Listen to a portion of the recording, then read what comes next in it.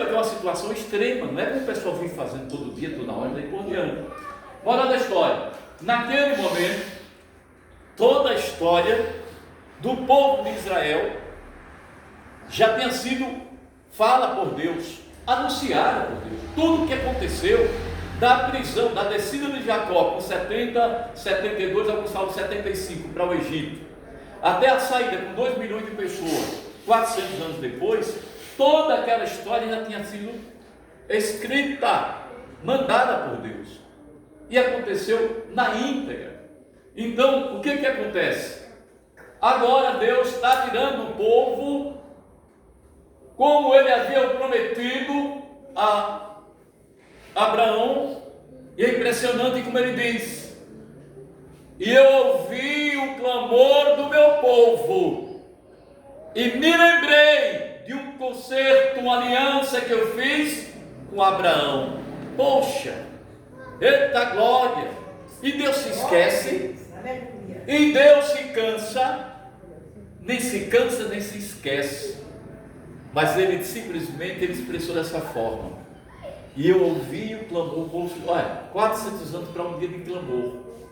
Aí tem gente que diz assim: mas tem que haver um clamor como houve no Egito. Sempre, meu irmão, todo dia, clama o Senhor, não é só uma vez uma campanha, não, clama o Senhor todo dia. Quando se dirigir ao Senhor, dobra o joelho, clame, se derrame diante dele, rasgue o coração e, sabe, apresente a Ele todos os dias. Mas tem pessoas que acham que um clamor é só quando se faz uma campanha, um clamor dos desvalidos, dos apercebidos, tá? Não é isso. O clamor tem que haver todos os dias nós dobrando o joelho, amém?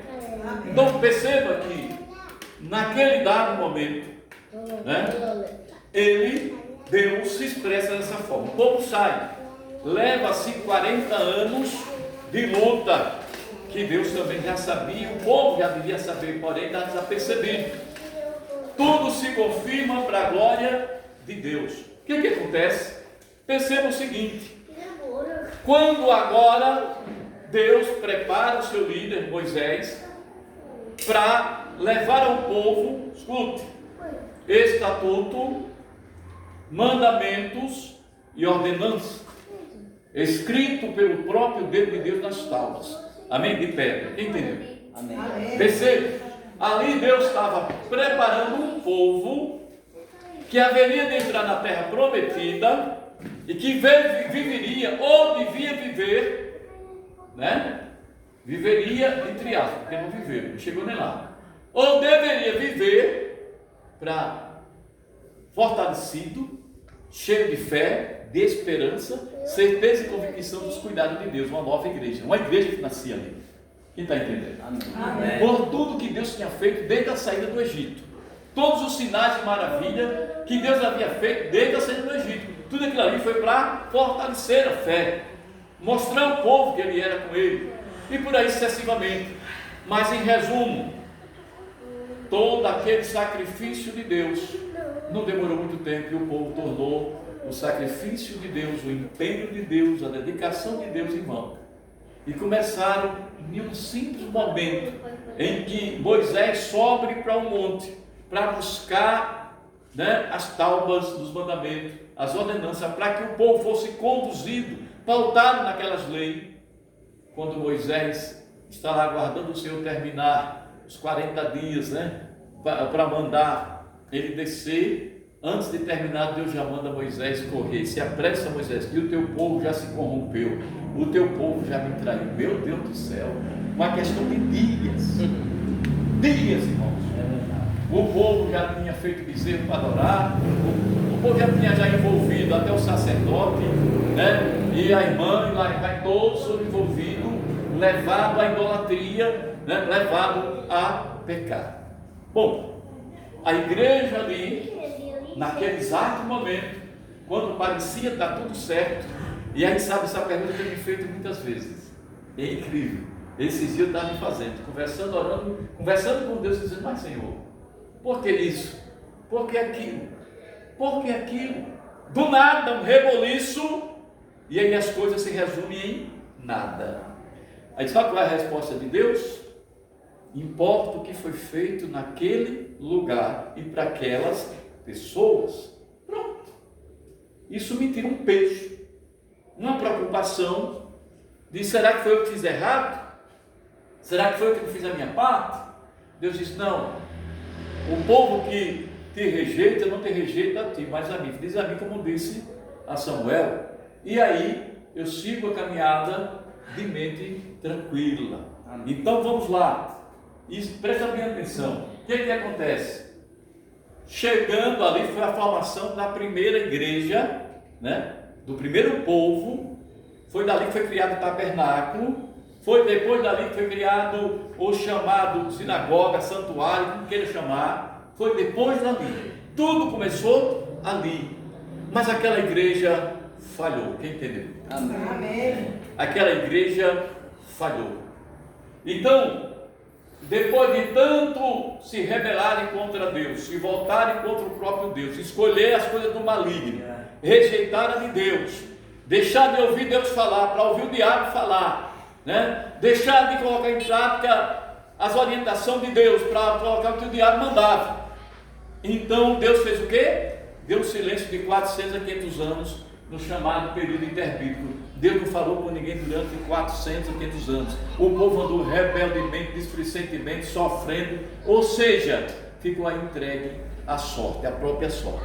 Só que 400 anos depois, Deus envia o Filho para formar uma nova igreja. Você pode dar uma glória para Jesus? Glória a Deus. Esse filho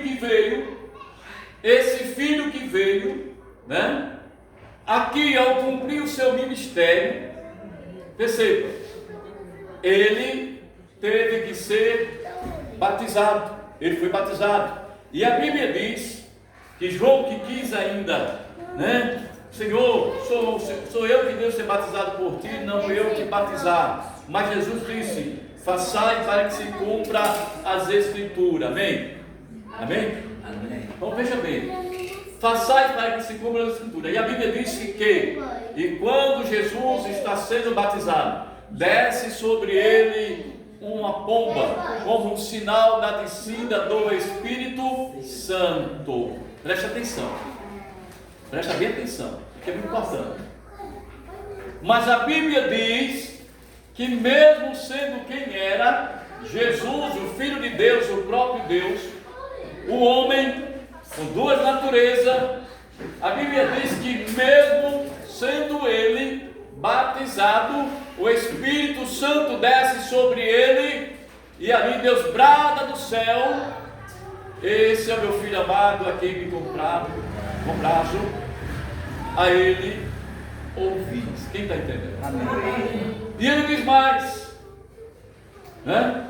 Dali, presta bem atenção, a Bíblia não resiste em lugar nenhum que Jesus tenha falo em outras línguas. Quem entendeu? Não. Em lugar nenhum na Bíblia tem algum registro que Jesus tenha falo em outras línguas. Não. Então perceba que o povo faz muita confusão por falta de conhecimento. Então, a língua é importante. Com certeza a Bíblia diz que quando alguém fala em línguas, né, e tem algumas igrejas também que até só falta se benzer quando alguém fala em línguas. Quer dizer, por quê? Porque também tem conhecimento da palavra de Deus. Quando alguém fala em outra língua, que não tem quem interprete, a Bíblia diz, agora perceba lá o erro, perceba a falta de conhecimento.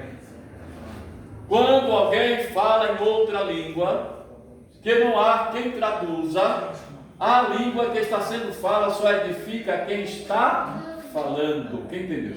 Amém. Glória a Deus. Mas você percebe em muitos lugares que quando alguém fala em língua, a igreja está até quieta, aí começa um reboliço muito grande, sem saberem nem porquê, né? Saberem porquê.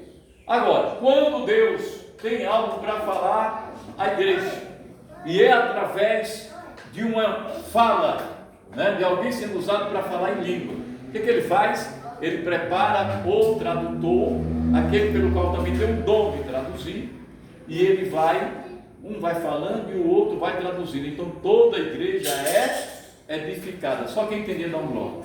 Glória a Deus. Toda a igreja é edificada. Só então, vamos lá, pessoal. Vamos à Bíblia. Cadê a Bíblia, Carol? Amém? Vamos lá. Ô glória. Abram aí, né? Cadê para você encontrou Joel? Vamos achar. Ela está se escondendo. Amém. Abra aí sua Bíblia aí, Daniel aí, Carol. Daniel, lá depois de Isaías, depois de Jeremias, capítulo 4, 36. Perdão, não é Daniel não, já estou dois anos esse negócio aí. Deuteronômio 4, 36. Logo no começo aí, depois do Gênesis e tal, você vai chegando aí. Joel.